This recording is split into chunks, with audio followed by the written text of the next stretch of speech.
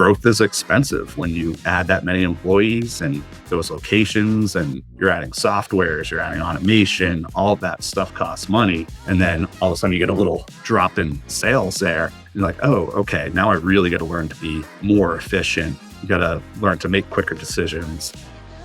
1, 2, 3, 4. Welcome to the Small Business Mentor podcast, where we shine a light on the black holes of business growth with your host, Alan Pentz.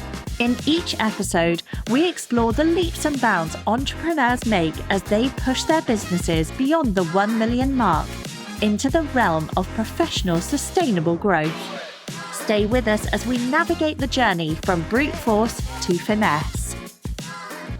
Hey, welcome to the Small Business Mentor. Today on the pod, I'm excited that we're like super into pool companies right now. So I didn't tell you, Jay, we just interviewed somebody from another pool company down south. So I don't know, we're really getting deep on this industry, but we have Jay Broyer from St. Cyr. Did I pronounce that correctly? You got it. Yeah. And you are in Middleton, Mass. And that's what, like up toward the New Hampshire, Vermont border? Yeah, just in between the southern New Hampshire border and Boston. We're about, half hour north of Boston. Okay. And thanks for being on the podcast, Jay. It's going to be exciting. Thanks for having me. We started interacting on X just about sort of you hitting a barrier pretty soon post-acquisition of your company. And so we want to get to that. But tell us what you were doing before in the process of you bought your first pool company. Is that correct? Correct. Yeah. Yeah. So just get us through that phase up till like you kind of hit this barrier. Yeah. So, I've been in the pool industry for 23 years now, and it came time for me to go out and do my own thing. St. Cyr was working for other people, and St. Cyr was actually the company I started with when I was 16 years old. So I reached out to the owner there just because I knew he was at retirement age to see what he was doing. Because it was either that or I was going to start my own shop. And he's like, how would you like to come down and run the retail division? Because I kind of already got something going on with my nephew. What year was this? 2019. So you were like early in the search movement and you didn't know you were a searcher, but you were riding the silver tsunami before anyone knew it. I was just a pool guy that needed to grow. So what ended up happening is John St. Cyr was actually in the process of selling the business to his nephew, Brandon, who had been down in Florida doing pool routes down in Florida for a couple of years. So met up with him and say, hey, this makes sense. You can handle the service and renovation side. I got the retail background to handle the store and hot tubs and all of that. And it was a great mix. So we did that in 2019. And then in 2021, opportunity came to buy one of the bigger hot tub retail locations in New England, Budget Pools, something we'd actually joked about. And the owners were just at retirement age, ready to get out as well. And we got in there through some mutual friends that I had in the industry, right in our same territory. We bought that in 2021. And then this last acquisition, September 2022, was a broker deal. It was on the market. And that was for what kind? Like a pool installation or? That was a pool and construction company. So it was kind of like what Middleton is, where it's service, retail, and new construction. So all three, butted right up against the border of our current territory. So it would allow us to extend our territory into southern New Hampshire. So it's definitely a strategic move there. And that's when we found ourselves like, oh, okay, this is not mom and pop anymore. We got to evolve. We got to grow up a little bit here. And so that's where the challenges started. So you guys now retail the pools that you install or construct, is that correct? And do you only do that for your own, or are you ecumenical? Oh no, we'll take on, and if you have a pool and you're in this territory, we'll take it on. Okay. And then I have to ask, how many pools do people put in Massachusetts, New Hampshire? Like, come on. There's a lot. Oh yeah. There's some big companies in the space on the gunite pool install side. You got to think the suburbs of Boston are a very high income area. And so these people in the summertime, they've got to have a pool at their house.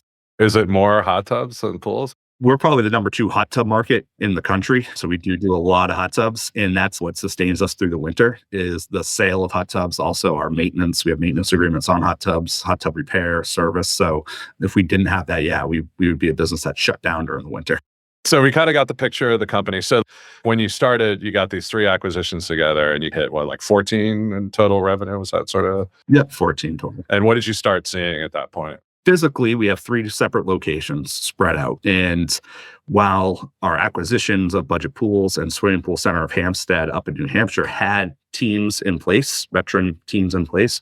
Our Middleton store, our original acquisition, was very green and young. We basically, when Brandon and I took that over, there was 1 or 2 employees there, and it had grown to 30, 35, but everybody was green in the industry. So it just spread us a little thin on a management level, trying to solve the people problems. And, we didn't have trouble getting work or filling our day for service or with sales.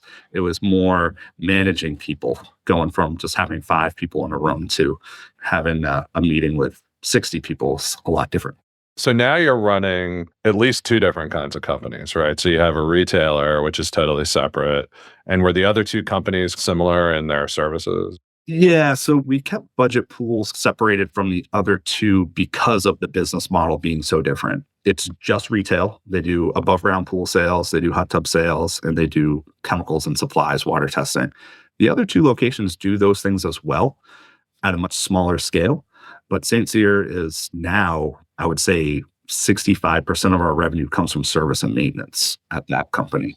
So one of the things I just wanted to point out for people, searchers or other people, and I've actually had some interactions on X about this recently, about pivots and things like that. So the reality is all that stuff's pool stuff, but like retail and service and construction are 3 different businesses. And so you've really got to think hard as you're taking on additional work or, buying another company, opening another service line. You're almost like starting another company or buying a company in a different industry. And a lot of the processes aren't going to translate, right? So I'm sure you kind of found that as you're going. It also sounds like you were growing very quickly too. So tell me what you started seeing from the company as you were kind of hitting this thing, like, oh, we don't have the right people in place. I think what was becoming clear is without having a true org chart that put a layer between Brandon and myself, it was fine when there were 5 or 6 people, they could all come to us for their questions and their needs. But now you multiply that times 5 and you need to put that layer in there. And we didn't get that layer built in soon enough, or we didn't identify the key players in our organization and elevate them. Maybe we thought we did, but we didn't clarify it to a degree that everybody knew that. So it was still a lot of bypassing and a lot of stuff coming to Brandon and myself. I'm laughing because I've done that a couple of times. So, I've been there. Yeah. So you're using a hub and spoke model when you're small, right? And then there's only 1 hub or 2 hubs and a lot more spokes. So that's a math problem, right? It is. So your first attempt was what? Promoting some people who were really good at doing X to run Y, and then they weren't that good at running Y. Would my guess be correct there? Or? I think it was more on Brandon and I. There was good options to elevate people, and we did, but we didn't give them the right tools, or we didn't. Well, you didn't know what they were, right? Right. We didn't really know. We were still learning how to manage people. So I'm going to train somebody else how to manage people. So you went from 5 to, like, at this point, how many employees across all 3, do you think? During the summertime, we get up over 80 employees. So you go from running 5 to 80 employees, and you've never done that before. How would you know what to do? How would you know what to tell someone to do? and the people that are coming along this ride with us are just as green as we are in that respect. But it was more about identifying to the rest of the team, putting somebody in place and saying, hey, this is your team leader. This is who you should be going to. This is the right chain of command and chain of communication to follow. I think it was more clarifying those processes and not coming in over the top of those managers or undermining them when you're saying, hey, I'm going to give you this responsibility, so I need to let you do your thing and take that step back so that the rest of the team knows the correct processes they should follow when they need help or need something. Let me push on that a bit. So do you feel like we're the right people going into the right seats? Since I know you did EOS, so we're kind of previewing that, but we're the right people going into the right seats at that point without the right processes and support? It was probably more that without the right process. You're lucky, to be honest, because it's a lot easier to fix the processes than it is to fix the people, right? So very lucky that you had enough. And when you're talking about putting in another layer, how many people are you talking about trying to promote there? Again, this comes back to dividing up retail, service, and construction, right? So all the stores now have retail managers that handle that.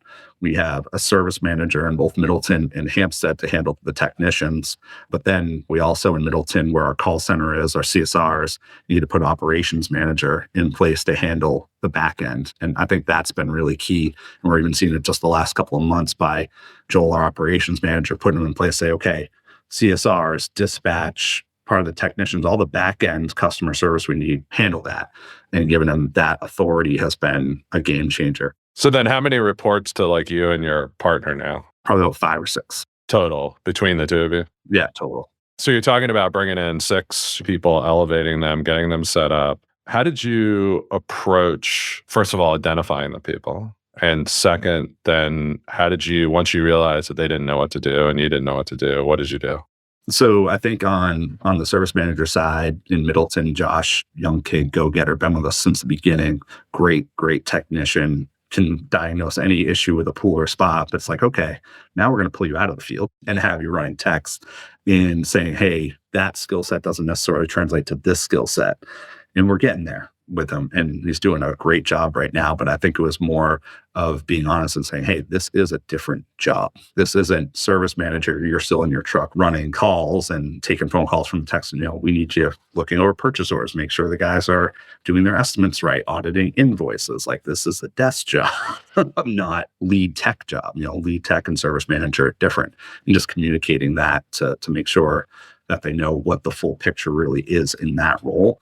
I think that was really important, something we're still working on. You knew who the people were who were going to be able to step up. Right. And then what was the method you used to say, all right, Chris, or whatever, this is what we need you to do? Did you guys just make it up as you went along? Did you take a consistent process approach? Was it part of EOS? I'd love to say we followed the EOS track and filled out all the boxes. We did create an org chart and sat down and put our names at the top, put the managers in each position. Basically, we created all those boxes and filled them in. But once we got to that point and we said, okay, you're going to be service manager, you're going to be operations manager, that was a little bit winging it at that point. We're saying, we're going to put you in this position. We're just going to roll and make sure the rest of the team knows what that chain of command looks like. And the chain of communication, I don't like chain of command as much as chain of communication is going forward. But it was just like everything to this point, I think is why we kind of hit that black hole, as you call it. It was just flying from the seat of our pants for a little while to try to get things in place. So how long do you think it took from identifying the people to you feel like they stabilized in the role? I feel like the last 12 months has really been trying to figure out, okay, we think we know who the people are, but how do we put them in place in this org chart, if you will, so it's most effective and we don't disrupt. Or you feel like you're still actively working this? We're still actively. I think we've stabilized a little bit over the last 90 days. And then just talk to us from that. So you hit that $14 million point in what year? So basically, once we acquired New Hampshire in 2022 and we joined their revenue with ours, that was hitting the 14 million mark. And that's kind of where we ended up in 2023. And so you stayed the same? Yeah, it was a pretty flat year. And what are you looking at like this year? Any sense from you guys, or do you not? It's hard to tell. It's still, from everything we're seeing, hot tubs are off to a good start this month. So we're hoping to gain some traction there with nailing down our processes. But on the service side, the new build side, pretty flat. So how much of this do you think is there's an economy issue here, right? So you're a cyclical business. I mean, do you think? Oh, I mean, on the pool construction, totally cyclical. So how much of this is like, hey, I'm in a black hole because we're adjusting our management and figuring out how to integrate it? And how much of it is like, hey, the economy is just doing X? Yeah, I mean, I think it's that perfect storm where we're hitting that wall of the economic conditions. Also coming out of COVID, there was 7 times more pools built during COVID than the previous 5 years or something crazy like that. So, everybody who wanted a pool, we pulled a lot of that market forward or a lot of that demand forward during COVID, and now it's resetting and renormalizing. So there's a lot of that too on the hot tub and the pool side. So we're trying to snap that. How much do you think it's down, just like vague percentage basis? Like from what we've seen, on right around 20%. The story I'm hearing is like, we were in this hot market. We consolidated a bunch of stuff that made sense, figured out sort of like what was different about retail versus running these locations. We're like, we need a management team, right? And so like for a while, it was all the demand in the world, and you just needed to organize yourself to meet that demand more sustainably in a profitable way. So do you feel like now you're still in process on that, but it sounds like you made some really good moves. So now demand is a problem. Right. And we finally got our stuff together and feel like we're on a good path to organizing our management structure. And it's like, oh, we got to go back to selling stuff now. We got to work on the sales side of this because it has slowed down and it's not just order taking anymore. So like I said, it's that perfect storm. Like, oh yeah. And growth is expensive when you add that many employees and those locations. And so now you're adding softwares, you're adding automation, all that stuff costs money. And then all of a sudden you get a little drop in sales there. And you're like, oh, okay, now I really got to learn to be more efficient, learn to make quicker decisions and that sort of thing, which we kind of had it easy during the COVID years because the demand was there. And I often see this with companies, right? And it's happened with mine, is they're loosely functioning disasters, as Brent B. Shore says, right? And so when you go from marketing to sales to fulfillment to billing to back end, that's like a process of the company. And you can only do so much to each process at any one time. And once you go, and it's sort of Mike Mikhailowicz, who wrote Profit First and stuff, he had that book. Fix This Next was like his latest, I think, or second latest. And it was sort of like this idea that you're constantly going back and forth in the business and you're fixing one thing, but that takes your eye off the other thing. And then you got to finish that and then get over here. And it's like, that's just business. Maybe someday you get big enough where you got a bunch of autonomous people that are fixing their own thing, but it takes a little while to get there for sure. What's the tenure of a company in the S&P 500? It's not that long. So even they are having trouble with it. So tell me a little bit about what you guys are thinking about on the demand side, like the generation of demand. Just going back to what you just said about, fixing one thing or concentrating in one area to the detriment of another during COVID, like hot tub sales were just so easy. It was just order taking. They were just coming through like crazy. If you had a hot tub, you were selling it. So we took a lot of our focus and put it on the service side, really building our processes, integrating Service Titan, building our reviews, bringing in techs, because I was there in 2008 and I saw hot tubs go away completely. Our service always stayed the same. And in this part of the country, when you have pool openings and closing customers, they are very sticky. So growing that part of the business was crucial in nailing that down. And that has stabilized us when sales. Interesting. Now, you don't have to give us 100% numbers, but like, what's the profitability profile between installation, retail, and which one's better in service? Oh, I don't think anything is more profitable than the service side. Pool openings, little things, maintenance, that sort of thing. Retail, because it is such a short season where we are, is tough. But if you get into hot tubs, I mean, your gross profit on a hot tub is 45%, 40% there, gross on the retail side.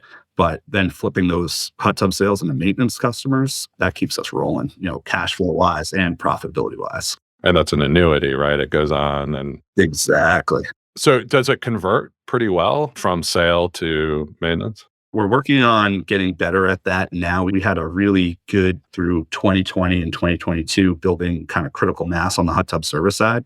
And now we're working on, because we're seeing how sticky that service is once we get them on it, that, hey, what can we do better at time of purchase to flip them over? And so we're implementing free trials of our maintenance service depending on what level of hot tub you buy. And so we'll give you full revisits and, a free drain and fill. And then you can choose to re-up at the full price after your 4 visits are up, just so they can get a taste of what that service looks like. And then they can see how much they want to take on. I mean, I just can't imagine there's a more effective way to get a customer. You got to steal them from someone else. Like that seems a lot harder.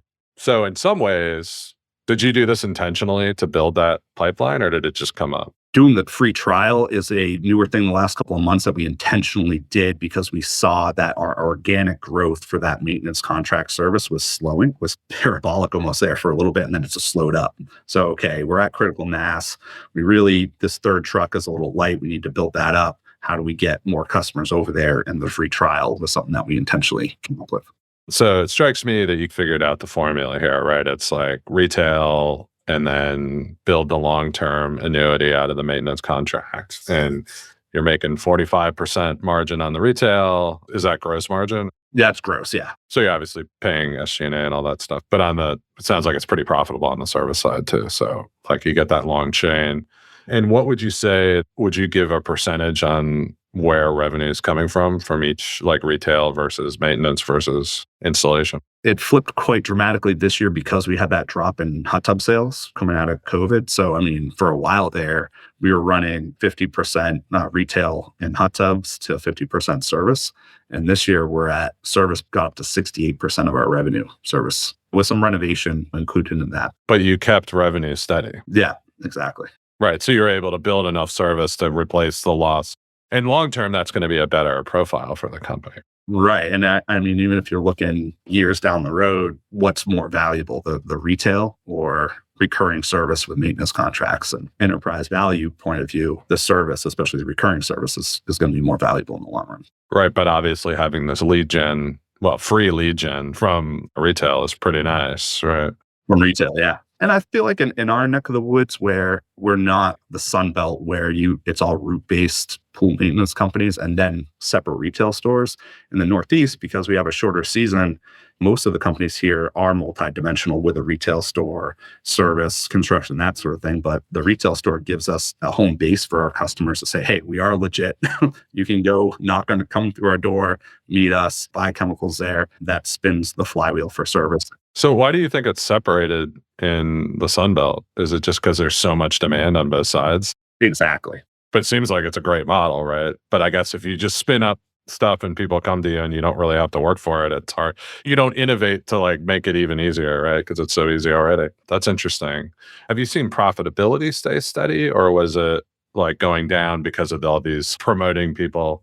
Net profitability definitely took a hit this year because, like I was saying, growth is expensive and you have to hire ahead of demand in some circumstances and a lot of circumstances, especially on the overhead labor, to make sure we can not miss phone calls, make sure that we're getting our accounting timely and that sort of thing. So one thing I would highly recommend, Jay, is you're right in the middle of one of the black hole things that was really important for us was learning Greg Crabtree's, and I don't know if you've heard of him, but he's a CPA, but he wrote a book called Simple Numbers, Straight Talk, Big Profits. Definitely, I'll send you. We'll put it in the show notes. But Greg's a genius. He's one of my mentors. So he figured out that labor is pretty much the biggest cost in most people's businesses, right? And people don't measure it very well because it's spread all over their P&L. So what he does is really look at total labor spend, and then he'll disaggregate that into direct labor serving the customer, and then management and admin labor in the back office. And so what he'll show is he can help you understand business service by service, like what does your labor look like? So what he's measuring is how many dollars of revenue do I get for every dollar of direct labor I pay? That's one calculation. He calls that the direct labor efficiency ratio. And then he'll take gross margin, so revenue minus materials, but then minus direct labor, that's gross margin. Then he'll tell you how many dollars of gross margin am I getting for every dollar of management and admin labor I'm paying. And so the direct labor varies quite a bit. I've seen it all over the place. I've done some masterminds with him, so I've seen other companies. But the management labor tends to be like between $4 and $5 in gross margin for every dollar. So you can actually go look at your business, put it in this, and you could probably see your profitability getting hurt by adding more management and admin labor. And the key is, if you're going to do that, a lot of people have to hire ahead of that, right? Like you said, which is smart, but you've got to have the demand to come. And if you don't, and that number is deteriorating below 4 to 3, that just kills your profitability. And so you've got to then investigate and say, do I have the wrong labor? Am I overpaying people who can't do the job? Do I have too much labor? Or is it simply that I'm not doing enough marketing and sales and I have to shift my SG&A labor around? So that's one set of things that you can get from that. The second thing I would really highly recommend is looking at the DLERs by business unit. So like one guy he had was a lawn care guy. He had commercial mowing and then residential mowing, and then he had residential lawn care, which is like fertilization and maintenance, so not like mowing. And he went and he disaggregated his units by DLER. He's making like a 1.2. Overall, he's probably making like 2 DLER, something like that. Pretty good. But when he looked at it by unit, commercial mowing was 1.2 and lawn care was $4 per direct labor hour. So guess what he did? He's like, forget these commercial mowing. I'm going to get myself some more lawn care. So he's now building out his whole green grass, no weeds campaign. Chris, just a shout out to you. Anyway, so that's the kind of power you can see from that thing. And I'd highly recommend you take a look at that work. I'm a big fan of Greg, so I think you should work with him. I'm definitely going to check that out because I feel like we're right in the middle of that right now. We finally this year took service direct labor from below the line to above the line and put it into COGS. But now it's like, okay, well, we have 3 different business units under field labor. So now break it up. And that tells you like what you should do more of and what you should do less of. If you're going to make another acquisition, go for the one that's higher price, right? And it's not rocket science. It just helps to have these measures. The other thing is he will go after you if you guys aren't paying yourselves market wages and artificially inflating management and admin labor. So there are a lot of companies that come in, they're like, we're 30% profitable. He's like, what's your salary? $20,000. I pay myself out of distributions. He's like, no, you're a 12% profitable company that's paying dividends. Yeah, we're definitely in the weeds on the accounting side. And that's why we're really focusing on doing a holdco above these 3 operating companies so we can centralize that accounting, at least the reporting of it and how we divide things out because it's gotten messy. When you have 3 separate operating companies, but we're all in the same niche and we can share different things, it gets a little messy. We're like, okay, we need to reorg this a little bit. That was one of the first unlocks for me. I mean, I think the second one that I would guess you're probably going to run into if you're not in, it's a little bit more on this management layer. So it sounds like you got basic processes, job descriptions, people, communication stuff that you talked about. But what you find is if you're really going to grow past that, first of all, not all those people are going to be able to grow to the next level. And the real thing I found was that they have to start moving from being like when you're a little smaller, even if you're a manager, you're basically still the person who does it. You might have an assistant, a couple of people, but you're very heavily in it. And then as you grow past, maybe not a 14, but maybe more like in the 20s, they've got to build teams under them and they have to go through the transformation you just went through. And a lot of people have trouble doing that. I found that going through the accountability chart, are you using an implementer for EOS or are you guys self-implementing? We've had an initial meeting with them. I've sold the team on EOS. Now I got to sell them on the implementer. So you're at the first phase. So I think you're doing 100% the right thing. My feeling was we started growing pretty quickly. And I think you can do this either when you're stuck or you're growing quickly.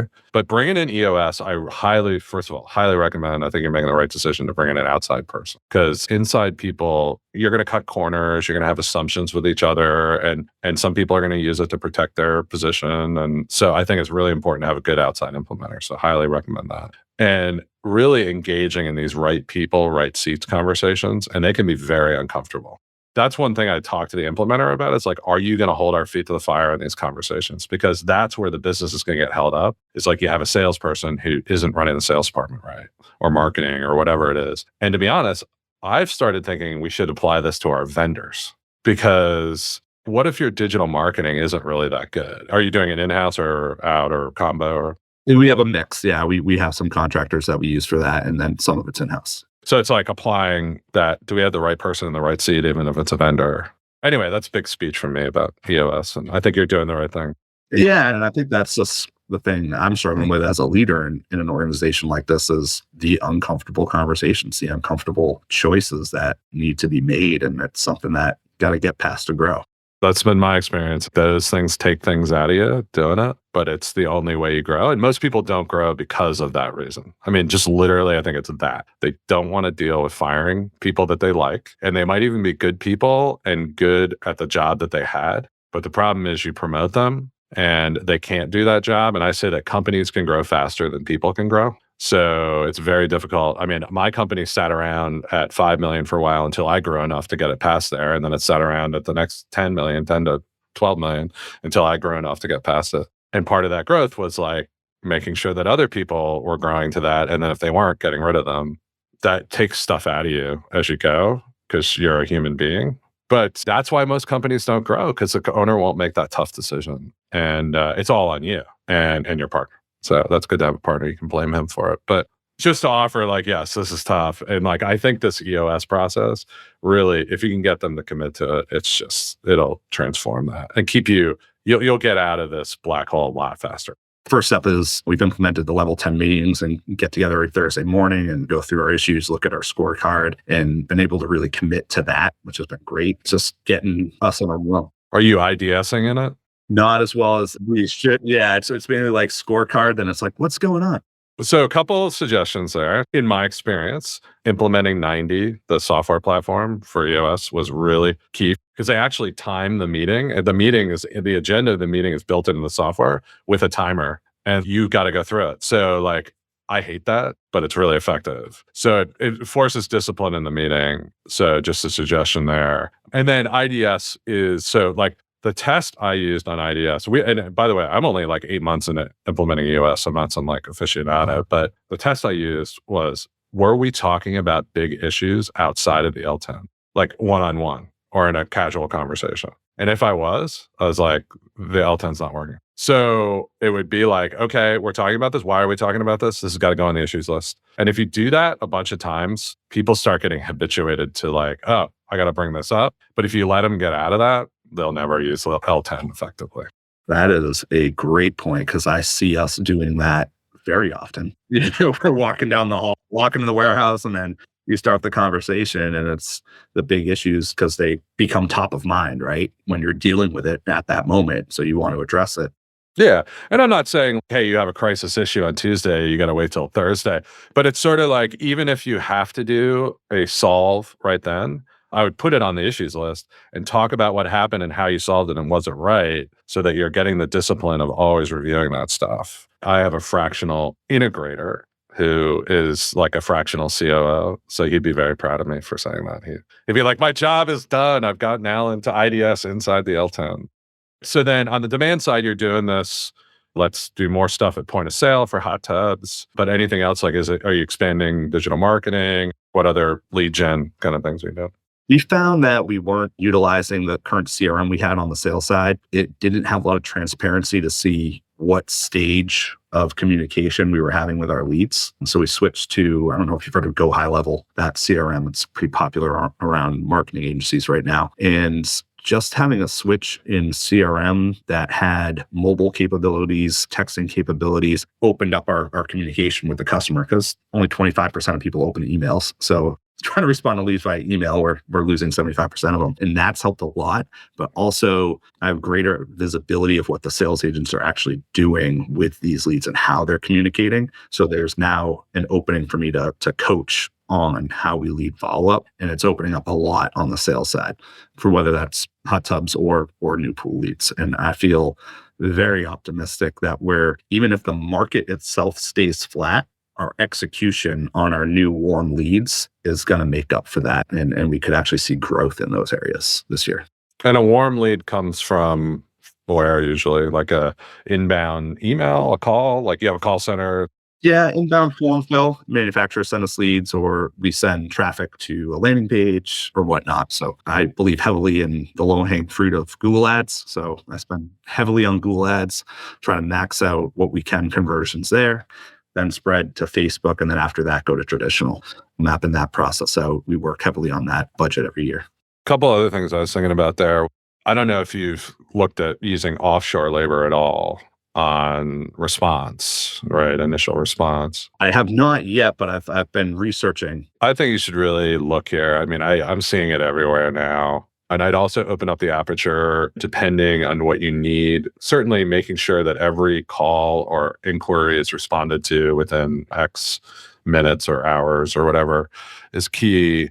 And, I've got a friend who's running lawn care or like backyard kind of maintenance and projects, and he's got people in Colombia taking sales calls. So there is a lot of, like down in LATAM, I mean, there's a lot more cultural affinity to like us and good English skills. So you can do some of that, and you can use your Philippines for more back office, more technical. So yeah, I would definitely be exploring that, because if you can pick up the pace of response and do it at a cheap rate, that's going to be a huge unlock for you.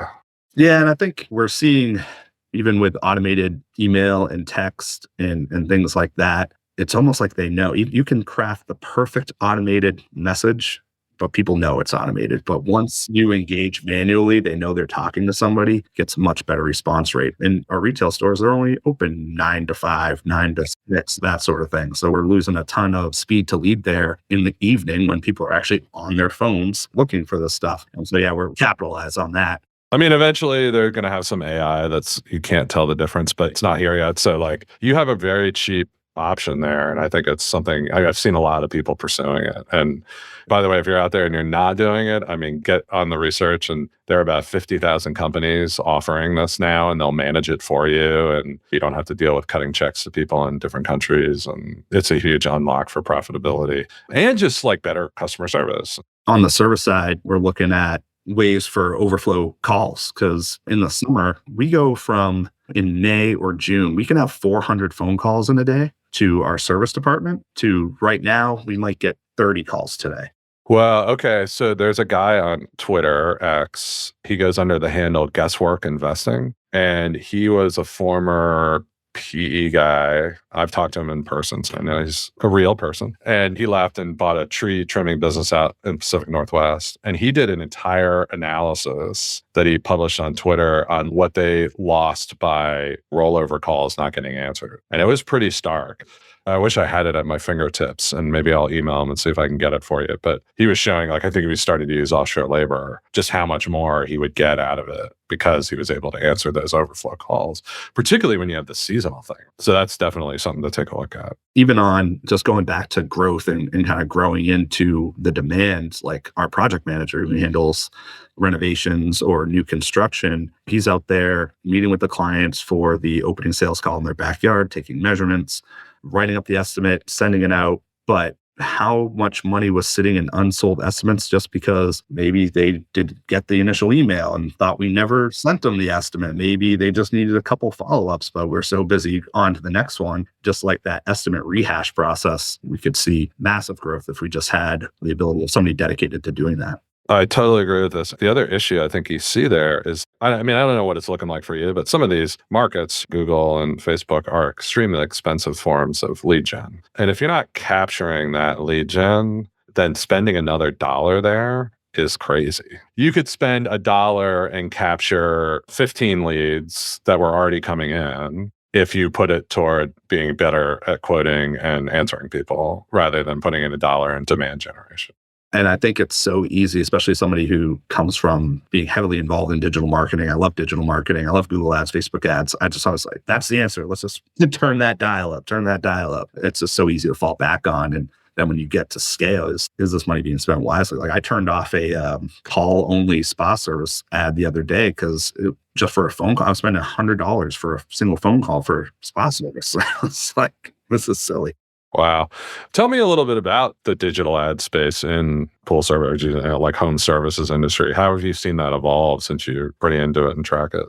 Because we're low competition here in the Northeast, and we really never had to run ads for service because you had all the demand you could get. So we were really only running ads for hot tub sales and for retail to drive foot traffic into the stores and to get hot tub leads. So we could sell this luxury item that's not a need base. It's a luxury product that people want. So we would spend all of our marketing there. But then once we got up to scale on the service side, we're like, okay, we now have 10, 12 trucks running on the road that we need to keep busy. We're going to have to push some marketing dollars towards it, which we never had to do before when we were a 3-truck operation or a 2-truck operation because we had more work than we could handle. And we still see that. I'll turn off service-based Google ads in June because we're just at capacity, but I'll never turn off the retail ads or the hot tub ads because we're always trying to drive more leads and traffic into that. But service, up and down, up and down. A service is up and down or installation. Mainly service, like we'll keep install ads going now that we're in the new construction game with a new acquisition because we want those leads coming through. But for service, it's turn it on in the shoulder seasons and turning it off. But then it's like, well, we always want to have our name out there. We want to make sure we're being seen, even if we are at capacity. So maybe we don't turn them off, but we bring the daily spend down. So you're always looking at those and trying to look at where your capacity is because during the summer, we could add 3 more trucks this year and still fill them up. And do you have to sell that service customer all over again the next year, or do they usually come back? No, they're very sticky. If you have an open close customer, the attrition level is very, very low on that. Yeah. Okay. Yeah. Because there's part of me, like when you were talking about it where you are, I was, man, should you just do hot tubs and hot tub maintenance? And like, that's where the profit is. But it does sound like once you get a pool customer, you got a pool customer too. Yeah, on the service side, it's very sticky because there's only a handful of companies in this region that do it really, really well. And then there's a bunch of small one-truck guys and that sort of thing, like there's in every market. But I feel like we've done such a good job on our Google reviews. And so now when we capture people in, I don't know of any other pool company in this area that has a full-time call center. So even though we're missing a lot of calls, we're probably answering more than most. So that gives us a lot of room. I've mentioned this on another podcast, but there's a guy out in, I think he's in Salt Lake, Chris. Chris is going to kill me at some point because I've talked to him a couple times on X, and like I always forget exactly where he is, but he owns a bunch of services business out in Salt Lake, home services. And the way he would decide what kind of business to do today is he would literally go to markets, look at how many providers there were in X category per population, and then have offshore labor call all of them, see how long it took them to respond and quote, and then go into all the Nextdoor, Google stuff and Facebook groups and figure out who was like really advertising and who wasn't. And then he'd just do like a matrix, and where the biggest hole was, that's where he'd go. And you guys have a pretty robust Google review program, I assume. That's sort of like table stakes in your industry, right? Yeah, I mean, it was all about automation, sticking our necks out, and we just preach it all the time. We reward our team. We have a Slack channel just dedicated to celebrating every single 5-star review. You giving bonuses and stuff on that? Yeah, we pay out $10 if they're on the job that got the review. If the customer actually uses your name in the review, we give you $25. So they're kind of promoting it to the customer then. Yeah, so if you made that good of a connection that they remember your name and put it in the review, you deserve more. But every single job, when it's completed, gets an automated request for a review. Some people were telling me that they tell the customer, they say, hey, if you give this guy a review, he will get a bonus. And then they're more motivated to do it. Yeah, I mean, we haven't had to go that far yet. It's really just creating 5-star culture as the culture. Like, hey, we demand that we're going to give this level of service. And if we just send that little link out there, we feel like we're going to get it more times than we're not. Well, that's cool. Well, we're probably running up against our time. This has been fun.